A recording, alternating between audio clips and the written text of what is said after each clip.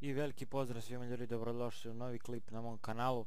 Evo nas u novoj samp epizodi. Danas ćemo da vam prezentujem na serveru Zentorno posao lovac. Znači evo ovdje se nalazi kao neka kućica gdje možete da se zaposlite. Ovdje kucate take job i job equip, to ne znam šta je, nema veze. I ovdje idete start hunt, odnosno start hunt. Evo sad sam ja dobio snajper. I onda odete ovamo do šume i kucate hunt, odnosno ko crta hunt, i nađete srnu i ubijete. Znači idemo hunt. I sad morate da je nađete ovdje. Malo se teže nalazi, ali sad ćemo mi to brzinski nekako da je nađemo. Ovdje nema. Brzinski idemo. Ne vidim je ovdje nigde.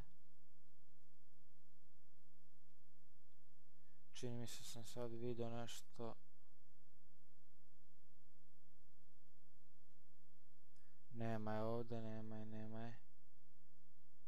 Možda sam čak i prošao pored nje, ali je nisam vidio. Ali nema je nešto. Aha, evo ga. Evo ga. Znači pogodili ste srnu, idite i pokupite je. Znači tu dođete i pokupite, onda se vratite ovamo od ove kućice,